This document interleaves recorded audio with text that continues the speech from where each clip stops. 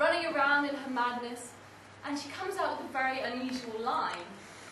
Well, she says, "They say that the owl is the baker's daughter." Now, I know she says a lot of unusual things, but I have a friend, and it really caught in my friend's mind, and she started to look through some papers, look through some literature, to try and find out what it meant. She came across a tale, of course, a tale that Shakespeare would have known. And you know what, it begins in a village that's not all that far from here. And in the village there's a humble bakery owned by a humble baker. And he lets his 2 daughters work there at the bakery. Well, the eldest daughter, she's a very kind, jolly, good-hearted kind of girl, always giving to those around her. And in return, she's loved by the villagers. And, they're always laughing at her jokes. But her sister, the younger girl, well, she was more of a melancholy type. And she would see how her sister was treated by the villagers, and she grew jealous. And a jealousy and a bitterness was held in her heart. But one day, as the good, the kind, the generous girl, she was working there at the bakery, going about her business, a curious old character entered in through the door. It was an elderly beggar woman, and she was dressed head to toe in a long, black, thick cloak, even though it was a lovely spring day outside. And she was tapping her hazel stick on the floor, and she had her hand out, begging for a piece of bread or anything the girl could spare. Well, the girl, as she was so good, kind, she started to knead some dough, and she put it in the oven for the old woman. And, a little conversation passed between them. And then the room filled with a smell of fresh bread. And she went to the oven to check on the bread, and she opened it up and pulled out the tray. And what she saw, well, it was quite unusual. The bread, it had risen to twice the size it should have been. And not only that, it was almost perfect in every way. Well, she took it as an unusual incident, and she handed it over to the old woman, who took it obligingly, putting it under her cloak. And she said, "Thank you, my dear. And so, it shall always be for you." Well, the girl found that from that day on, everything she put into an oven, it grew to a ginormous size, and it made her very rich, very happy, and a little bit overweight. That's another story.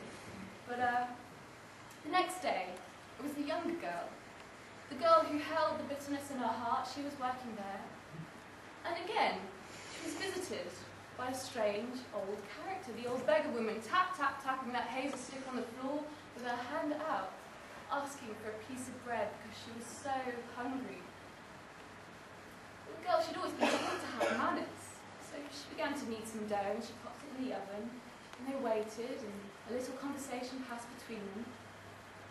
And she went back to that oven. She opened the door, it smelled so wonderful, she pulled out the tray, and well, she saw just as her sister had seen, the bread, well, it was twice the size it should have been, and it was almost perfect in every way. She thought, perhaps I can give the old woman something else. This is just so good to give away, so she put it aside for herself. She broke up a smaller piece of dough for the old woman and put it back in the oven. And they waited, and by this point the old woman, she'd fallen asleep in the corner of the room. Then the room filled with the fresh smell of the freshly baked bread. She went to go and look, and when she opened the door, she saw that this time the bread was not only perfect in every way, but it was giant and smelt delicious. So she put it aside. She thought, perhaps this is too much for the old woman. I just can't give this away. And this time she grabbed a smaller piece of dough, and she put that in the oven. And they waited. And many hours passed, but to the girl it felt like many days. Then when the smell of the freshly baked bread, it finally came out of the room, well, it filled their noses with a sweet scent. And she went to look, and she peered inside, and wow, the bread. Well, this time it was not only 4 times the size, but it was covered in sugar and currants. And she broke off a little piece, and it melted in her mouth. It was so delicious.